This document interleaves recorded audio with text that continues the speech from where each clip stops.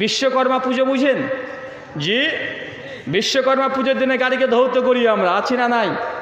গাড়িকে সুন্দরভাবে সাজাই, সেই দিন গাড়ি আমরা চালাই না, আছে না নাই? আরে ভাই, বিশ্বকর্মা তো হিন্দুদের দেবতা, তাদের ঠাকুর, আপনি তো মুসলমান, আপনার সঙ্গে বিশ্বকর্মার সম্পর্ক কি? কথা বুঝতে পারলেন না? গাড়িওয়ালা দেখবেন একবার যদি হ্যান্ডেলে পা লেগে যায়, মানে ওই যে হ্যান্ডেলে অথবা সামনেকার চাকায় যদি সকালে পা দিয়ে দেয়, ড্রাইভারের মাথায় কাজ করছে, আজকের দিনটাই খারাপ যাবে, গাড়ি মনে অ্যাক্সিডেন্ট করবে, আছে না নাই? কথা বলেন। হিন্দু দাদারা তারা গাড়িকেও ভক্তি করে, শ্রদ্ধা করে, এই জন্য কারণ এইসব গাড়ি ঘোড়া লোহা করে দেবতার নাম কি? বিশ্বকর্মা। এখন গাড়ির হ্যান্ডেলে যদি পা লেগে যায়, তারা মনে করে তাদের দেবতার অপমান হলো, এই জন্য তারা অনুশোচনা করে। তা আপনি তো মুসলমান, আপনার সঙ্গে বিশ্বকর্মার সম্পর্ক বুঝলাম না। কোথা থেকে কোথায় কি ঢুকেছে দেখেছেন? মা তার সন্তানকে ছোট থেকে শিরিক শেখায়, এবং শিরিক না করলে মা জোর করে। কিভাবে? পড়তে বসেছে ছেলে, কোনো রকম বই একটু পা লেগে গেছে, মা বলছে প্রণাম কর, প্রণাম কর, প্রণাম কর, আছে না নাই? কথা বলেন, আছে না ভাইজান? মাকে জিজ্ঞেস, আম্মা কেন আমি প্রণাম করব? মা কেন? মা 14 গোষ্ঠীও বলতে পারবে না কেন প্রণাম করতে হয়। এর মূল কারণ হচ্ছে বিদ্যার দেবীর নাম হচ্ছে সরস্বতী। হিন্দু দাদারা মনে করে বিদ্যার দেবীর নাম কি? কথা বলেন, সরস্বতী। যদি বিদ্যাতে পা লেগে যায়, এখানে মা সরস্বতীর অপমান হয়, এই জন্য প্রণাম করে তারা ভক্তি করে এটা কাফারা আদায় করছে। তো বিদ্যার দেবী সরস্বতী হিন্দুদের বিশ্বাস, আপনি তো মুসলমান। শয়তান আপনাকে বলে নাই, চ্যালেঞ্জ করেছে, একদম রন্ধে রন্ধে প্রবেশ করে রক্তে রক্তে ঘুরে বেড়াবে, কোথায় শিরিক করিয়ে নিবে আপনি নিজেও বুঝতে পারবেন না। প্রত্যেকটা জায়গাতে একদম মানুষের বিশ্বাসের সঙ্গে শিরিক লিখে আছে, মানে শিরিক একদম মানুষ করতেই আছে। কিছু সময় মানুষ কথাতে শিরিক করে, যেমন আপনি একজন কথা বলছেন, কথা শুনে অবাক হয়ে গেলেন, বলছে আরে বাপরে এমন ভাব করছিস মনে হচ্ছে মহাভারত অশুদ্ধ হয়ে গেল, আছে না নাই? এই প্রবাদ বলা হয় কি হয় না, মহাভারত অশুদ্ধ হয়ে গেল, বলে কি বলে না? কথা বলেন, আপনাদের এলাকা আছে? এমন ভাব করছিস যে মহাভারত অশুদ্ধ হয়ে গেল, মানে মহাভারত অশুদ্ধ হয়ে গেল কথার অর্থ হচ্ছে এটা, মানে আপনি বিশ্বাস করছেন মহাভারত শুদ্ধ ছিল, শুদ্ধ না হলে অশুদ্ধ হলো কিভাবে? তো মহাভারতে শুদ্ধ আর অশুদ্ধ, আমরা তো মনে করি গোটাটাই অশুদ্ধ, কিন্তু একজন মুসলমান যখন বলছেন এই প্রবাদ, এটা ইসলামী প্রবাদ নয়, বরং এই প্রবাদের সঙ্গেও শিরিক মিশ্রণ আছে। কথা কি বুঝতে পারছেন? চলেন মায়েদের দিকে একটু ঘুরে আসি, তারা কেমন কেমন শিরিক করে। ওদের বিভিন্ন ডিজাইনের শিরিক আছে, একদম কত রকমের। যাবেন 2 দিন বাদ দিয়ে বলবেন যে খালা মসজিদ হবে তো 4খানা বাঁশ লাগবে, রবিবারে চলে গেছেন, খানা দেবে, খবরদার রবিবারে বাঁশ কাটতে নাই, আছে না নাই? কথা বলেন, রবিবারে বাঁশ কাটতে নেই। জিজ্ঞাসা করেন কেন বাঁশ কাটতে নেই, 14 গোষ্ঠী কেউই বলতে পারবে না, এমনি এমনি চলছে। এর মূল জায়গা হচ্ছে বাইবেলের মধ্যে লেখা আছে, ইহুদিদের ধর্মগ্রন্থ old testament book of Leviticus 18 অধ্যায় 6 নম্বর ভার্সে বলা হচ্ছে, ঈশ্বর 6 দিনে আসমান জমিন সৃষ্টি করলেন, আর রবিবার দিন সানডে তিনি বিশ্রামে গেলেন। ইহুদিদের জন্য রবিবার কোনো কাজ করা নিষিদ্ধ, হারাম, কোনো কাজ করা যাবে না, কোনো কিছু তারা করে না। দিন ছুটির দিন সাবাত বলা হয়, ছুটির দিন, বিশ্রামের দিন, এই জন্য রবিবারের তো কোনো কাজ করে না। আর এখান থেকে তাদের একটা ট্র্যাডিশন আমাদের মুসলিমদের প্রবেশ করে গেছে, ঢুকে গেছে কিভাবে, যে রবিবারে আমরা বাঁশ কাটতে পারবো না। রাত্রিবেলাতে দেখবেন যদি মেয়ে যদি আয়নাতে মুখ দেখে, বলে ভাঙা আয়নাতে মুখ দেখতে নাই, তাই তোর বিয়ে হবে না, আছে না নাই? কথা বলেন, ভাঙা আয়নাতে মুখ দেখলে নাকি বিয়ে হবে না। রাত্রে বাড়িতে ঝাড়ু দিয়েছে, যে নোংরাগুলো আছে বাড়ির বাইরে নাকি ফেলা যায় না, তাই নাকি লক্ষ্মী চলে যাবে। তো ভাই যেতে দেয় না লক্ষ্মীকে, আমার দরকার নাই তো। কথা বুঝতে পারলেন? লক্ষ্মীর সঙ্গে আমার সম্পর্ক কি? ওই যে এই গুছানাগুলো নোংরাগুলো যদি বাড়ি থেকে বিদায় করে দেওয়া হয়, লক্ষ্মী নাকি চলে যায়। তো ভাই লক্ষ্মী গেলেই তো আমার বেশি ভালো। কথা বুঝতে পারছেন না?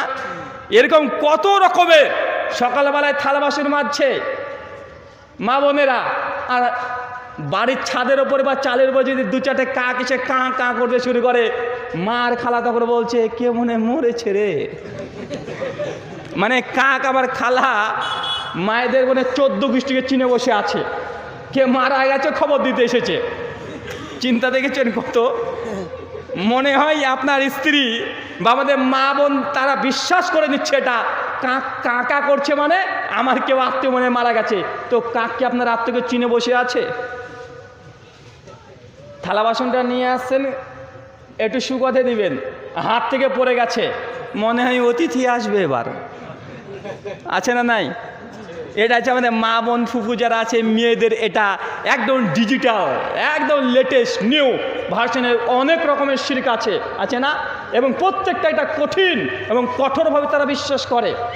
এখনই বাচ্চা হোক, দেখবেন দাদি যারা আছে, নানি যারা আছে, সামনে সামনে এই নতুন বউ, তোরা এখন নতুন বাচ্চা হয়েছে, এক কাজ করে বাচ্চা হয়েছে, তুই ফুয়াতি, এখন দেখবেন আপনাকে একটা দিশলাইয়ের খাপ দিয়ে দিবে আর সঙ্গে যারা লোহান দিয়ে দেয়। কেন? এটা থাকলে নাকি জিন আসবে না, আছে না নাই? অনেক জায়গাতে আছে, এখনো অনেক জায়গাতে মুসলমানরা করছে। আপনাকে এই জন্যই বলেছি, জান্নাত যা খুব সহজ, তার মধ্যে একটা আল্লাহর ইবাদত করতে হবে, শিরিক করা যাবে না। শিরিকের কোয়ালিটি 3 ধরনের শিরিক হয়। 1, কিছু বলে শিরিক হয়। 2, কিছু করে শিরিক হয়। 3, কিছু না করে শিরিক হয়, মানে কিছু করছেন না, এটাও শিরিক আছে। কেমন? 2-1টা উদাহরণ দিই। কিছু বলে শিরিক মানে ওই যে বলেন মহাভারতকে অশুদ্ধ হয়ে যাবে, এটা শিরকি বাক্য বলা যাবে না। আপনাকে বলছে তুই তো চোর রে, তুই চুরি করেছিস, আমার বাড়ি থেকে টাকা চুরি করেছিস, সহজে আপনি বলছেন মায়েরই চুরি করিনি, বাপের কি চুরি করিনি, মসজিদে উঠে কসম করে বলছি আমি চুরি করিনি, আছে না নাই? কথা বলেন। আমি ক্যাশ বাক্সতে হাত দিয়ে বলছি চুরি করিনি, মানে ক্যাশ বাক্সতে হাত দিয়েছি কেন? টাকা। আর এই যে কথা পড়ছে যে মানি যে সেকেন্ড গড, টাকাই হচ্ছে দ্বিতীয় স্রষ্টা বা ভগবান, ভাই বলা হয় না? আল্লাহ নবী বলছেন সুনান তিরমিজি হাদিস না 1524, মানে হলাফা গৈরিল্লাহ ফাকাদ আশরাকা, যে ব্যক্তি আল্লাহ ব্যতীত কোনো কারণ নামে কসম কাটলো, ফাকাদ আশরাকা, এই ব্যক্তি শিরিক করলো। আপনি যদি মায়ের গায়ে হাত দিয়ে কসম কাটেন তবুও শিরিক হবে। যদি বাবার গায়ে হাত দিয়ে কসম কাটেন শিরিক হবে। নিজের চোখ ছেয়ে যদি কসম কাটেন এটাও শিরিক। মসজিদে উঠে যদি কসম কাটেন এটাও শিরিক। কোরআন মাথায় নিয়ে কসম কাটলে এটাও শিরিক। মানে হলাফা গৈরিল্লাহ ফাকাদ আশরাকা, যে ব্যক্তি আল্লাহ ব্যতীত অন্য কারণে কসম কাটবে সেটা পরিষ্কার শিরিক। যদি কসম কাটতে হয়, কার কসম কাটতে হবে? কথা বলেন। শুধুমাত্র আল্লাহ ব্যতীত অন্য কারো নামে কসম কাটা জায়েজ নয়। যদি আপনি কসম কাটেন সঙ্গে সঙ্গে আপনাকে কালেমা একবার পড়ে নেবেন। কালেমা না পড়লে আপনার ইমানের একটা অংশ ভাঙন শুরু হয়ে গেছে, এটা আপনার ইমান ভঙ্গের একটা কারণ।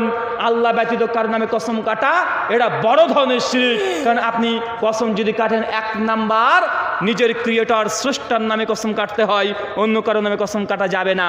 এটা কিছু বলে শিরিক হলো। কিছু করে শিরিক মানে ওই যে মাজারে যাবেন, চাদর দেবেন। আপনাদের এই সাগরদিঘি লাইনে তো অনেকগুলো রাস্তাতে একদম মাজার আছে না নাই? ওই মাজারে কে যে শুয়ে আছে এলাকার লোক কেউই জানে না, কেউ জানে না কে শুয়ে আছে। কিন্তু মানুষ ওখানে 2-4টে লাল পর্দা ঝুলে দিয়েছে, একটা সবুজ একটা চাদর দিয়ে দিয়েছে, আর মানুষ টাকা দিয়ে চলে যায়। মানুষ মনে করছে কে আছে, কে জানে কে আছে, কুত্তা না বিড়াল পড়ে আছে, কেউ জানে না ইতিহাস কে আছে। মাঝে মধ্যে রাস্তাতে হঠাৎ করে দেখি যে এখানে মাজার ছিল না, নতুন করে মাজার গজিয়েছে, মানে বাবা গজিয়েছে, কত রকমের। আমি এই জন্য গত বছরে বাংলাদেশে গিয়ে বলেছিলাম যে আমরা ভারতবর্ষের, বিশেষ করে ভারতবর্ষে যেটার বেশি বেশি উপাসনা হয় সেটা মায়েদের উপাসনা। লক্ষ্মী মা, কালী মা, সরস্বতী মা, ভগবতী মা, জগদ্ধাত্রী মা, মনসা মা, মার মা হিন্দু দাদাদের দেখবেন তাদের সব মা বেশিরভাগ। আর আমরা মুসলমানের কি আছে? মা নাই, বাপ আছে। সব পীর বাবা তেলোর, যেখানে দেখবেন কত রকমের পীর, পীরের ডিজাইনই আলাদা এক একটা পীরের। আমাদের ভারতবর্ষে অন্তত পীর একটু কম আছে। বাংলাদেশে তো 1992 সালের গণনা অনুসারে প্রায় 1,68,000 পীর। মানুষ আছে 17 কোটি, মুসলমান 15 কোটি, পীর আছে প্রায় 1,67,000,000, মানে এখন যদি হিসাব করতে যাই 2 লক্ষ পীরই আছে। আমি গিয়েছিলাম বাংলাদেশে সিলেটে শাহজালাল আর শাহপরানের মাজার ভিজিট করতে। তা আমি কোনোদিন যেতে অভ্যস্ত না, ওখানে প্রোগ্রাম ছিল, আমি ড্রাইভারকে বললাম চলো ওখানে একটু ঘুরে আসি। তো গিয়েছি। এখন শাহজালাল আর শাহপরান এই 2জন বিজ্ঞ আলেমে দিন, এরা কোনো পাপি বান্দা না, এরা আসলে ভালো মানুষ ছিল। তারা বাংলাদেশের বুকে অনেক ইসলাম প্রচার করেছে, কিন্তু তাদের নাম ভাঙিয়ে এখন ব্যবসা চলছে। তা আমি যখন মাজার যখন জিয়ারত করে আসছি, কবর জিয়ারত করে আসছি, তো যখন জিয়ারত করতে গিয়েছি যে আমি এই ঘুরে আসতে যাচ্ছি, আর আমাকে ওখানকার 2-3টে খাদে, এই খবরদার, এই কোথা থেকে ওহাবি এলো রে। আমি বুঝতে নি কেন রে বাবা, কি হলো, আমি তো খুব ভালোভাবেই গিয়েছি। দিয়ে তখন বলছে তুই পেছন দিকে মুখ করলে কেন, বাবার কবর পেছনে আছে, তোমার পেছনের দিকে মানে আমাকে তখন এই পেছনে করে হাঁটতে হচ্ছে এইভাবে। আমি অবাক। একটু দেখছি একটা বড় পুকুর আছে, অনেক মানুষ গোল করে এসে খাবার দিচ্ছে। ব্যাপার কি হলো, এখানে কি হচ্ছে? বলছে এখানে অনেকগুলো মাছ আছে, এখানে মাছগুলোকে খাবার খাওয়াবে আর নিয়াত করবে, যা নিয়াত করবে তাই পেয়ে যাবে। আল্লাহি, আল্লাহর কসম, এখনো চলছে বাংলাদেশে। এরা হচ্ছে মাছ পূজারি। হিন্দু দাদারা গরু পূজা করলে, গরু উপাসনা করলে বলি এরা মুড় করে গরু পূজা করে। আরে বেটা, তুই তো মাছ পূজা করিস। আমি তার জন্য বলি, মুসলমান কিছু কিছু যা শিরিক করে, এর চেয়ে হিন্দুদের শিরিকটা অন্ততপক্ষে ভালো। দুটোই শিরিক, দুটোই দুটোই নাপাক, কোনোটাই ভালো না। তারপরে মন্দের মধ্যে ভালো তাদেরটাই। কেন বলেন তো? মুসলমানরা দরগা পুজো করে আর হিন্দুরা করে দুর্গা পুজো, আছে না নাই? দুর্গার তো একটা সুন্দর রূপ আছে, দেখতেও সুন্দর, মেয়ে মেয়ে ভাব, 8-10টা হাত আছে, সুন্দর করে পোশাক পরিয়ে দেয়। আর কবরে যে শুয়েছে কি কিছু দেখা যায় না, সিমেন্টে বালিতে পুঁতে রেখে দিয়েছে। মুসলমান ওর কাছে গিয়ে চাচ্ছে। দুর্গা তো দাঁড়িয়েছে বাইরে দেখা যায়, তো বাবা তো ভেতরে, তারপরেও মুসলমান ওর কাছে চলে যায়, আছে না নাই? আছে। এবং এটা মুসলিম সমাজে ব্যাপক হারে আছে। যখনই বলবেন এটা শিরক, সঙ্গে সঙ্গে দেখবেন মারামারি করার জন্য প্রস্তুতি নিয়ে নেয়, আছে না নাই? আছে। আল্লাহ সুবহানাহু ওয়া তাআলা তুমি এই কথাগুলো বোঝার তৌফিক দান করে সকলে পড়ি আল্লাহুম্মা আমিন। সম্মানিত শুধু আপনাকে আমি এই কথা বললাম, আল্লাহর ইবাদত করতে হবে, শিরিক করা যাবে না। কিছু করে শিরিক মানে কবর সংলগ্ন মাজার কেন্দ্রিক যা হয় তার 95% শিরিক। শুধু কবর জিয়ারত করতে যেতে পারেন, তো জিয়ারত করবেন, যে ঘুমিয়ে আছে, মরে পড়ে আছে, তার জন্য দোয়া করবেন, ওর কাছ থেকে কিছু চাইতে পারবেন না, বরং ও বেটা কি হালাতে আছে আল্লাহু আলাম, আল্লাহ ভালো জানে। ওকে গিয়ে বলেন, আল্লাহ আমার পীর সাহেবকে ক্ষমা করে দাও। কথা বুঝতে পারলেন না? পীরের ক্ষমার জন্য দোয়া করতে হয়, পীরের কাছে কিছু পাওয়া যায় না। মুসলমান এতটুকু বুঝলে না? আরে যখন পীর সাহেব জীবিত ছিল তখনই তো তার যারা ভক্তরা ছিল, মুরিদ ছিল, জীবিত অবস্থায় তো পীর সাহেব কিছু দিতে পারেনি, মরার পরে কি দেবে? পীর সাহেব জীবিত অবস্থায় কি করে? মুরিদের কাছে দেয় না নেয়? আরে পীর সাহেব নিয়েই চলে গেছে জীবিত অবস্থায়, মরার পরে ক্ষমতা কোথা থেকে পেল যে ভক্তকে আবার দেবে? আল্লাহর ইবাদত করতে হবে, শিরিক করা যাবে না। কিছু করে শিরিক মানে এটা শিরিক একটা। আল্লাহ নবী বলছেন, কোনো ব্যক্তি যদি তাবিজ ঝোলায়, কি ঝোলায়? মান তাআল্লাকা তামিমাতান ফাকাদ আশরাক। কেউ যদি তাবিজ ঝোলায় সেটা শিরিক। কি কথা বলেন? শিরিক। যদি আপনি তাবিজ পড়েন, এটা কি? এটা শিরিক, এটা পড়া যাবে না। মানে এটা কিছু করে আপনি শিরিক করলেন, কিছু করেও হয় শিরিক, তার এটা একটা দৃষ্টান্ত। আসেন এটা আশ্চর্য জিনিস বলি, কিছু না করেও শিরিক হয়, কিছু করেননি তবুও শিরিক। কেমন? সূরা নাসাই 1086 নম্বর হাদিস, আল্লাহ নবী বলছেন, মান তারাকা সালাতা মুতাম্মাদান ফাকাদ আশরাকা। যে ব্যক্তি ইচ্ছাকৃত নামাজকে ত্যাগ করলো, এই ব্যক্তি শিরিক করলো। কথা বুঝতে পারলেন না? এবার সেই মুসলিম 253 নম্বর হাদিস, ফাকাদ কাফারা। সূরা নাসে বলছে ফাকাদ আশরাকা। যে ব্যক্তি ইচ্ছাকৃত নামাজকে ছেড়ে দিয়েছে, নামাজ পড়ে না, এই ব্যক্তিও শিরিক করেছে। মানে আপনি নামাজ পড়ছেন না, না পড়ার কারণে আপনি একজন শিরিককারী। কথা কি বুঝতে পারছেন? তার মানে এখান থেকে আপনাকে আর একটা বুঝতে হবে, জান্নাত যাওয়া খুব সহজ। 1, যদি তওবা থাকে আমল নামায়। 2, যদি নামাজ মিস না হয়, কেননা নামাজ তথা সলাৎ না আদায় করাটাই শিরক। পৃথিবীতে কোনো পাপ এমন নেই যে পাপের কারণে মানুষ জাহান্নামে যায়। শুধু দুটো এমন কিছু করতে হবে আপনাকে, 1, তওবা করা জিন্দেগিতে বন্ধ করা যাবে না, আর 2, নামাজ কখনো বাদ দেওয়া যাবে না। নামাজ পড়তে হবে যে কোনো মূল্যে। সালাত যদি আমলনামায় না থাকে, আপনার অন্য অন্য আমলও আল্লাহ চাইলে বাতিল করে দিতে পারে। কেন? সালাত পরিত্যাগ করলে সে ব্যক্তি কাফের হয়ে যায়। সম্মানিত দিনী ভাই এবং বোনেরা, আপনাদের উদ্দেশ্যে আমি এই কথা বলি, আপনি যদি সুদ খান তবু আপনি মসজিদে আসেন, নামাজ পড়েন। কারণ সুদ খাওয়া পাপ। সুদ খেলে মায়ের সঙ্গে জেনা করলে যত পাপ হয়, আপনি একাই তত পাপ করছেন। সুদ খেলে আপনি যে কাফের, আপনি যে শিরককারী, আল্লাহ নবী এই কথা বলছেন না। কথা কি বুঝতে পারলেন? নামাজ না পড়লে কাফের হয়ে যায়, নামাজ না পড়লে তাকে আল্লাহ নবী হচ্ছে ও ব্যক্তি হচ্ছে মুশরিক, মানে আপনি আর মোদিজি দুজনই সমান। সুদ খাওয়া অনেক বড় পাপ, ঘুষ খাওয়া অনেক বড় পাপ, জেনা করা মৃত্যুযোগ্য পাপ, এগুলো পাপ। কিন্তু এই পাপ করলে একজন ব্যক্তি কাফের হয়ে যায় না। কিন্তু সালাত এমনই একটা ইবাদত যেটা না করলে আপনি মুসলিম থাকতে পারেন না, কাফের হয়ে যান। এই জন্য আপনাকে বলছি, যতই আপনি ব্যস্ত থাকেন না কেন, যতই আপনি পাপী হন না কেন, যত গুনার সঙ্গে যুক্ত থাকেন না কেন, সালাত কোনোভাবে মিস করা যাবে না। কেন? সালাত মিস করলে আপনি কাফের হয়ে যাবেন। সূরা আনকাবুত সূরা নম্বর 29 আয়াত নম্বর 45 আল্লাহ সুবহানাহু বলছে, ইন্না সলাতা, নিশ্চয়ই সালাত তানহা, মানুষকে বিরত রাখে অশ্লীল এবং মন্দ কাজ থেকে। ভাই এই আয়াত আমরা জানি কি জানি না? কথা বলেন। এই আয়াত আমরা জানি। এই হাদিস, এই আয়াতের একটা সঙ্গে হাদিস আছে। তাফসীর ইবনে কাসির খুলে দেখবেন, মুসনাদে আহমদ এবং মুসনাদে আবি ইয়ালাতে হাসান সনদে হাদিস বর্ণনা আছে। একদিন আল্লাহর নবী বসে আছেন ফজরের নামাজের জন্য। একজন সাহাবী আল্লাহর নবীকে এসে বলছে, ইয়া রাসূলুল্লাহ, ওই যে ব্যক্তিকে দেখছেন, ওই ব্যক্তি হচ্ছে চোর, ওকে আমি চুরি করতে দেখেছি, ও চুরি করে। আমি দেখেছি গত রাত্রিতে ফজরের সালাত আদায় করে সে চুরি করেছে, আমি নিজের চোখে দেখেছি। আল্লাহ নবীর সঙ্গে সঙ্গে বলছে, ইন্না সালাতা তানহা, নিশ্চয়ই সালাত নামাজ মানুষকে অশ্লীল মন্দ কাজ থেকে দূরে রাখে। ওকে বাধা দিও না মসজিদে আসতে, ওকে সবার সামনে অপমান অপদস্থ করো না। নিশ্চয়ই সালাত মানুষকে অন্যায় মন্দ কাজ থেকে দূরে রাখে, ওকে আল্লাহর ঘরে মসজিদে আসতে দাও, বাধা দিও না, তাকে অপমান করো না মানুষের সামনে। ওই সাহাবী কিছু না বলে কয়েকদিন পর আল্লাহর নবীকে আবার এসে বলছে, ইয়া রাসূলুল্লাহ, বললাম না লোকটা চোর, এখানে কালকে দেখলাম ওকে, ও মসজিদ থেকে গিয়ে নামাজ পড়ে গিয়ে সে চুরি করেছে, আমি দেখেছি। আল্লাহ নবী আবার একই কথা, ইন্না সালাতা তানহা, নিশ্চয়ই নামাজ মানুষকে অশ্লীল মন্দ কাজ থেকে দূরে রাখে, ওই ব্যক্তিকে মসজিদে আসতে বাধা দিও না, ওকে অপমান করো না, ওকে আল্লাহর ঘরে মসজিদে আসতে দাও। কিছুদিন পর আল্লাহর নবীকে ওই সাহাবী কোনো অভিযোগ করেই না। আল্লাহর নবী বরঞ্চ ওই ব্যক্তিকে বলছে, কি গো, তোমার ওই বন্ধুর খবর কি? তো কোন বন্ধুর? ওই যে যাকে তুমি চুরি করতে দেখতে। ওই সাহাবী, ইয়া রাসূলুল্লাহ, ওকে আর চুরি করতে দেখিনি, বেশ কয়েকদিন হয়ে গেল। আল্লাহ নবী আবার করে আয়াত পাঠ করছে, কেন? নিশ্চয়ই সালাত নামাজ মানুষকে অন্যায় মন্দ কাজ থেকে দূরে রাখে।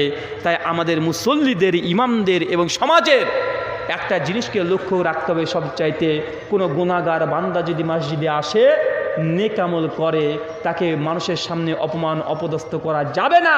কেউ যদি পাপ কাজে যুক্ত থাকে, সুদের সঙ্গে যুক্ত থাকে, জনসম্মুখে তাকে উদ্দেশ্য করে তাকে অপমান অপদস্থ করা যাবে না, এবং তাকে পার্সোনালি গিয়ে বুঝাতে হবে।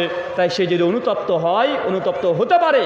তার মানে এই নয় যে আপনাকে বললাম আপনি সুদ খান, ভাই সুদ খাওয়া মানে মায়ের সঙ্গে জেনা করার সমান পাপ আপনি করছেন। শয়তানের একটা কৌশল আছে, এবং শয়তানের যে সূক্ষ্ম বুদ্ধি কৌশল, এটাকে যতক্ষণ না ধরতে পারবেন ততক্ষণ ইবাদতে মনোযোগী আসবে না। শয়তান কি করে জানেন? আপনি একটা গুনাহের কাজ করেছেন, পাপের কাজ করেছেন, শয়তান করবে কি, ওই পাপটাকে আপনার সামনে দেখাবে, এদা তোর পাপ, এদা। আর ওই পাপটাকে সামনে দেখিয়ে শয়তান আপনার অন্তরকে বিধ্বস্ত করে দেবে, আপনাকে অপমান করবে, আগে পাপ করিয়ে নেবে, কতবার ওই পাপটাকে আপনাকে দেখাবে, এটা তোর পাপ, আর ওই পাপটাকে সামনে রেখে আপনাকে আবার অপমান করবে। উদাহরণ দিয়ে বুঝতে পারবেন। ধরেন একজন ব্যক্তি সুদ খায়, বিড়ির ব্যবসা করছে, হারাম খাচ্ছে, ওই ব্যক্তিকে গিয়ে বলবেন, ভাইজান চলেন মসজিদ নামাজ পড়তে চলেন। তখন ওই ব্যক্তিকে শয়তান সে শিখিয়ে দেবে, তুই বল কি বলবি, শয়তান শিখিয়ে দেবে। কি বলবে? বলে, ভাই আমি তো সুদ খাই, এই সুদের ব্যবসাটাকে বন্ধ করে দিই, তারপরে ইনশাল্লাহ নামাজ পড়তে যাব। কেন বলেন তো?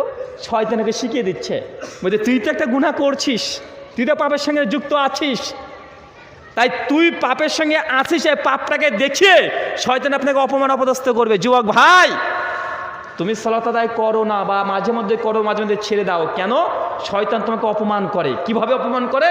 যখন তুমি নামাজের জন্য মসজিদে আসতে চাইবে, শয়তান থেকে বলবে যে, এই শোন, তুই একটু আগে তো তোর গার্লফ্রেন্ডের সঙ্গে ফোনে কথা বললি, ভিডিও কলে নোংরামি করলি, তোর লজ্জা লাগছে না? তুই মসজিদে যাবি? হ্যাঁ, তোর লজ্জা লাগছে না? তুই তো একটু আগে তোর গার্লফ্রেন্ডের সঙ্গে কথা বললি, ভিডিও কল করলি, নোংরামি কাজ করলি, আবার মসজিদে যাবি, মানে বার আপনাকে শয়তান অপমান করবে। কথা কি বুঝতে পারলেন? কিন্তু এই শয়তানকে পরাজিত করে আপনাকে তারপর যদি মসজিদে আসতে পারেন, শয়তান পরাজয় বরণ করবে। কেন? কারণ শয়তানের কাজ একটা গুনাহকে সামনে রেখে আরেকটা গুনাহ করিয়ে নেওয়া, আপনার অন্তরকে পরাজয় করানোর ও চেষ্টা করবে। তাই আপনাকে আমি আবারও বলছি, যদি হারাম রিলেশনের সঙ্গে যুক্তও থাকেন, তারপরে নামাজকে বাদ দিবেন না। কারণ নামাজ বাদ দিলে আপনি কাফের, কোনো ইবাদত আর কাজে লাগবে না, কোনো ইবাদত কাজে লাগবে না। আর দুই, শিরক করা যাবে না। এই দুটো জিনিস যদি আপনার অন্তরে আমলে থাকে, ইনশাল্লাহ আপনি জান্নাত যাবেন ইনশাল্লাহ। আপনি বিশ্বাস করেন, অসীম করুণাময় পরম দয়ালু আল্লাহ আপনাকে জাহান্নামে দিবেন না। জাহান্নামে গেলেও আপনাকে আবার আল্লাহ শাফাত করে, নবীর শাফাতে, আপনার কোরআন মাজিদের শাফাতে আপনি আবার জান্নাতে আসতে পারবেন ইনশাল্লাহ। আপনি চিরস্থায়ী জাহান্নামী হবেন না, অল্পতেই জান্নাত। কয়েকটা আমল দিই। প্রতিদিন 70 থেকে 100 বার তওবা করতে হবে। কি বললাম? আল্লাহর নবীর নিজের আমল। আল্লাহ নবী কি গুনাহ করেছেন? কথা বলেন না। তারপরে আল্লাহ নবী বলছেন প্রতিদিন 70 থেকে 100 বার তওবা করি।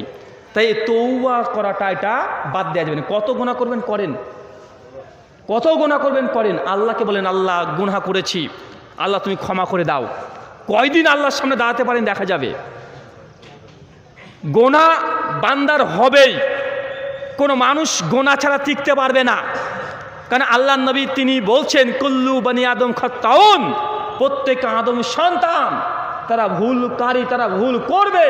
ভুল ব্যতীত কোনো মানুষ গুনাহ ব্যতীত থাকতে পারে না। আল্লাহ নবী বলছেন, প্রত্যেক আদম সন্তানের আমলনামাতে একটা গুনাহ অবশ্যই থাকবে। যত বড় আল্লামা হোক না কেন, যত বড় মসজিদের ইমাম হোক না কেন, একটা গুনাহ প্রত্যেক ব্যক্তির আমলনামাতে থাকবে। সে গুনার নামা জিনা তথা জেনা, ব্যভিচারের। কিসের কথা বলেন? আপনি যত বড় আমাকে বুজুর্গ মনে করেন, যত বড় আল্লাহর ওলি মনে করেন, আমার আমলনামা তো জেনার গুনাহ আছে, এটা বিশ্বাস করতে আল্লাহ নবী বলছে। যত বড় বুজুর্গ হোক, ওর আমলনামাতে জেনার গুনাহ নিঃসন্দেহে আছে, থাকবে। এটা আল্লাহ নবী বলছেন। গুনাহ ছাড়া কেউ মুক্ত থাকতে পারবে না, জেনার মতো গুনাহ। আল্লাহ তারপরে ব্যাখ্যা করে বলছেন, জেনার অনেকগুলো ক্যাটাগরি আছে।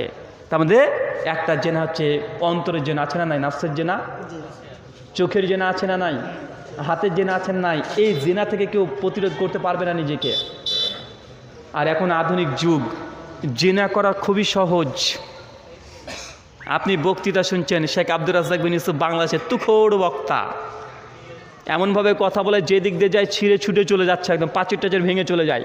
মানে এমন কঠিন কঠিন বাক্য, এমন কঠিন কঠিন কথা ব্যবহার করে, একদম চিৎকার মেরে পর্দার ওয়াজ করছে, কা পুরুষের বাচ্চা, কা পুরুষ, ওটা আপনার মেয়ে, ওটা হিন্দুর মেয়ে নয়। এখন হচ্ছে ওটা আপনার মেয়ে, ওটা হিন্দুর মেয়ে নয়। যখন এই কথা বলছে মানে পর্দার ওয়াজ করছে, আপনার মেয়ে উলঙ্গ হয়ে চলবে, মানে এই কথা বলতে বলতে মোবাইলের সামনে একটা ইয়ার্ড চলে এসেছে, ক্যাটরিনা কাইফ, ও একটা গাড়ি বিক্রি করে চলে গেল। আছে না নাই? কথা বলেন। মানে পর্দার ওয়াজ করছিল, কঠিনভাবে বলছে উলঙ্গ মেয়ে যদি চলে রাস্তা দিয়ে 5 শ্রেণীর মানুষকে জাহান্নামে নিয়ে চলে যায়। এই কথা বলতে বলতেই একটা ন্যাংটা মেয়ে চলেছে আপনার সামনে, টুকটাক করে ডান্স দিয়ে নাচ করে বিরাজ কলগেট বিক্রি করে চলে যাচ্ছে। এখন এই গুনাহ থেকে কে নিরাপদে আছে? কথা বলেন, কে নিরাপদে আছে? রাস্তা দিয়ে হাঁটছেন হুজুর মানুষ, কতক্ষণ রাস্তা মাটির দিকে তাকিয়ে থাকবো? কতক্ষণ? একটু সামনে তাকালে তো জেনা আমাকে করতে হবে না, আমাকে জেনা করিয়ে নিবে। বাঁচে না নাই? কথা বলেন। এই জিনার গুনাহ প্রত্যেক ব্যক্তি থেকে গুনাহ কন্টিনিউয়াসলি হচ্ছে, তার জন্য তওবাকে বন্ধ করা যাবে না। কথা বুঝতে পারছেন? তওবাকে বন্ধ করা যাবে না। 70 থেকে 100 বার তওবা করতে হবে। সহিহ বুখারী কিতাবুত তাহাজ্জুদ হাদিস নাম্বার 1145, আল্লাহ সুবহানাহু ওয়া তাআলা প্রতিদিন শেষ আসমানে রাতে 3 ভাগের 1 ভাগে শেষ আসমানে তিনি নেমে চলে আসেন। আর আল্লাহ চিৎকার মেরে বান্দাকে ডাকতে, কে আছে যে আমার কাছে আমাকে ডাকবে, আমি তার ডাকে সাড়া দেব। কে আমার কাছে চাইবে, যা চাইবে আমি আল্লাহ তাই দিয়ে দেবো। কে আমার কাছে ক্ষমা চাইবে, আমি আল্লাহ ক্ষমা করব। আল্লাহ প্রতিদিন ক্ষমা করার জন্য দায়িত্ব করে তিনি শেষ আসমানে নেমে আসে, কিন্তু ক্ষমা চাই কে? আমরা এমন আল্লাহর ইবাদত করি যিনি ক্ষমা করার জন্য দায়িত্ব নিয়ে তিনি প্রতিদিন আসমানে শেষ আসমানে চলে আসেন। আল্লাহ বলেন, কে বান্দা আছে যারা দিনে গুনাহ করেছে, আমি আল্লাহ রাতে যদি ওই গুনাহগার বান্দা আমার কাছে ক্ষমা চাই, আমি আল্লাহ ক্ষমা করে দেব। যে রাত্রিতে গুনাহ করেছে গভীর অন্ধকারে, সে যদি দিনে ক্ষমা চাই, আমি আল্লাহ ক্ষমা করে দেব। আল্লাহ বলছেন যে আপনি ক্ষমা চান, আল্লাহ ক্ষমা করবেন, কিন্তু আমরা ক্ষমা চাচ্ছি না। আল্লাহ কত বড় দয়াবান। আল্লাহ বলছেন কোনো বান্দা যদি একটা গুনাহ করে ফেলেছে, অলরেডি করে ফেলেছে, ফেরেশতারা গুনাহ লিখতে যায়, আল্লাহ বলে স্টপ, লিখতে হবে না, 6 ঘন্টা রাখো। 24 ঘন্টার মধ্যে এক অংশ আল্লাহ লিখতে নিষেধ করে। যদি বান্দা আমার ক্ষমা চেয়ে নেয়, তাহলে এই গুনাহটা আল্লাহ লিখবে না। 6 ঘন্টা পার হয়ে যাবে, বান্দা নামে একটা গুনাহ আল্লাহর সঙ্গে সঙ্গে লিখে ফেলে, মানে ফেরেশতারা লিখে ফেলে। মানে আল্লাহ সুযোগ দেয় যে বান্দা গুনাহ করেছে, মানে আপনি চাচ্ছেন না গান শুনবেন, নামাজ পড়েন ঠিক আছে, কিন্তু গানও শুনে ফেলছেন, আছে না নাই? গানও শুনে ফেলছেন, এই যে গুনাহ করে ফেলেছেন, সঙ্গে সঙ্গে গান শোনা হয়ে গেছে, তৌবা করেন, ইস্তিগফার পাঠ করেন, সঙ্গে কানের মধ্যে হেডফোন দিয়ে সূরা রহমান চালিয়ে দেন, সূরা ইখলাস চালিয়ে দেন, সূরা নাস চালিয়ে দেন। গুনাহ হয়ে গেলে সঙ্গে সঙ্গে একটা নেক আমল করে ফেলেন। কথা বুঝতে পারছেন কি আপনি? মানে আপনাকে আমি বাস্তবতা বোঝাচ্ছি, গুনাহ ছাড়া কোনো মানুষ থাকতে পারবে না। গুনাহ করবেন, কিন্তু গুনাহ করে গুনাহ পুরো টিকে থাকা যাবে না। কি বললাম? কথা বলেন। গুনাহর পুরো টিকে থাকা যাবে না, একদম সঙ্গে সঙ্গে তওবা করতে হবে, সঙ্গে সঙ্গে একটা নেক আমল করে ফেলতে হবে। গান শুনেছেন, আল্লাহ ভুল করে ফেলেছি, আল্লাহ ক্ষমা করে দাও, সঙ্গে সঙ্গে কানে আপনি 10 মিনিট এখন কোরআন শুনেন, কোরআনের অডিও তেলাওয়াত শুনতে শুরু করে দেন। ভাইজান আমার বুঝতে পারছেন? সঙ্গে সঙ্গে এই কাজটা করতে হবে। আল্লাহ সুবহানাহু ওয়া তাআলা তুমি আমাদের এই ছোটো ছোটো ইবাদতগুলো করা তৌফিক দান করো, সকলে বলি আল্লাহুম্মা আমিন। সুনান কুবরা লিন-নাসাই হাদিস নাম্বার 16103। আল্লাহ নবী বলছেন কোনো ব্যক্তি যদি প্রতিদিন 100 বার সুবহান আল্লাহ বলে, কি বলতে হবে? সুবহান আল্লাহ কতবার? 100 বার। আল্লাহ নবী বলছেন এই ব্যক্তির আমলনামাতে কিয়ামতের মাঠে ইসমাইল আলাইহিস সালামের বংশের 100 জন দাস আজাদ করলে যত নেকি তার আমলনামা আল্লাহ তত নেকি লিখে দেবেন। অল্পতেই জান্নাত। ভাই সুবহান আল্লাহ খুব কঠিন এই শব্দটা বলা। চাচা বয়সটা 60 বছর হয়ে গেছে, এখন আত্মীয়াত মুখস্থ করতে পারেননি, কোনোতে না জেলা আপনার মুখস্থ নাই, বড় বড় সূরা দোয়া কিছু আপনি জানেন না, কিন্তু সুবহান আল্লাহ এটা তো জানেন। আজ থেকে আর মিস করা যাবে না, 100 বার যে কোনো একটা টাইম বের করে নেন, এই সুবহান আল্লাহ দিয়ে জান্নাত যেতে হবে ইনশাআল্লাহ। এই সুবহান আল্লাহ এই জিকিরটা বন্ধ করা যাবে না। 100 বার কন্টিনিউয়াসলি প্রতিদিন 100 বার বলতে যদি বলতে পারেন, 100টা দাস আজাদ করলে যত নেকি তত নেকি আপনি পেয়ে যাবেন। আল্লাহ নবী এরপরে বলছেন কেউ যদি প্রতিদিন 100 বার আল্লাহু আকবার এই জিকিরটা করে, এই ব্যক্তির আমলনামায় 100 খানা উট কুরবানি করলে যত নেকি তার আমলনামায় তত নেকি লিখে দেওয়া হবে। কথা বুঝতে পারলেন না? কতবার? কি বলতে হবে? কি পাবেন? 100 খানা উট কুরবানি করলে যত নাকি আমলনামায় দেখবেন যে একদম মিজানের দাড়িপাল্লাতে 100 খানা উট দাঁড়িয়ে আছে, একদম আপনার আমলনামা হিসাবে।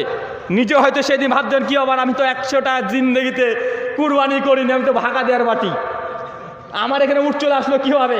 ফেরেশতা মনে করিয়ে দেবে এই যে তোমার আমল 100 খানা উট দেখছো, এই উট হচ্ছে তুমি জিকির করেছিলে আল্লাহু আকবার, আল্লাহ সবচেয়ে বড় জিকির করেছিলে, এর বিনিময়ে আল্লাহ তোমাকে 100 খানা লাল উট দিয়ে দিয়েছে। আমরা দুনিয়াতে তো উট করব, মানে কুরবানি করব, উট তো দূরের কথা, একখানা গরু তো দূরের কথা, ভাগা নিয়ে মারামারি আছে না নাই? হুজুর ভাগা দেওয়া যাবে মানে আপনি তো কৃপণ, কিন্তু আপনি যদি এই আমলটা করতে পারেন আপনার জন্য 100 খানা উট কুরবানি করা হয়ে গেলে যেমন নেকি পাবেন, আপনার আমল তত নেকি লিখে দেওয়া হবে। আপনি হায়াত মান্ত 50 বছর, সর্বোচ্চ আপনি 50টা কুরবানি করতে পারবেন। জিকিরটা যদি থাকে 100 খানা উট কুরবানির সমপরিমাণ নেকি আপনার আমল নামে আল্লাহ লিখে দেবেন। এখন অনেকে বুদ্ধিমান ব্যক্তিরা বসেছে, বাপরে বাপ হুজুর তো জবর হাদিস শুনিয়েছে, 100 বার যদি আল্লাহু আকবার বলি তাহলে 100 খানা উট ওই সঙ্গে এখনই পড়ছে আল্লাহু আকবার আল্লাহু আকবার আল্লাহু আকবার, ভাবছে জান্নাতে উঠে ঘুরে বেড়াচ্ছে। ভাইজান এটা একদিন করলে হয় না, এখন টুকটুক করে আল্লাহু আকবার করবে না জান্নাতে উট তৈরি হয়ে যাবে আপনার জন্য, ব্যাপারটা এমন নয়। মানে এই আমলটা আমৃত্যু থাকতে হবে। কি বললাম? আমৃত্যু, মানে এটা আপনার আমল, এটা আমল নামাতে প্রতিদিন কন্টিনিউয়াসলি সব কিছু ভূমিকম্প হচ্ছে সুবহানাল্লাহ সুবহানাল্লাহ আলহামদুলিল্লাহ পড়তে হবে, মানে এরকম করতে হবে আমলটাকে, এইভাবে তৈরি করে নিতে হবে নিজের সঙ্গে। কথা কি বুঝতে পারছেন? ছোট্ট আমল, অল্পতে জান্নাত। আল্লাহ নবী এরপরে বলছেন কেউ যদি প্রতিদিন 100 বার কালেমা লা ইলাহা ইল্লাল্লাহ এই জিকিরটা পাঠ করতে পারে, তার আমল নামে আল্লাহ নির্দিষ্ট কোনো নেকি দেবেন না। আল্লাহ নবী বলছেন আসমান থেকে জমিন পর্যন্ত এমন কোনো জায়গা থাকবে না যেখানে না নেকি দিয়ে পূর্ণ করবেন না। দেখেন ওই দুটো ফজিলত দেখেন আর শেষের ফজিলত দেখেন, প্রথম ফজিলত কি? একসঙ্গে দাঁড় সাজাত করলে যত নাকি তত নাকি। কী বলতে হবে? সুবহানাল্লাহ। আল্লাহু আকবার বলে কী হবে? একসঙ্গে উঠ পেয়ে গেলেন। আর লা ইলাহা ইল্লাল্লাহ বলে কী পাবেন? নির্দিষ্ট কোনো সংখ্যা নাই। কেন নাই? ইমাম হাজার আসকালানী ফাতুল বারীর মধ্যে তিনি বলছেন যে লা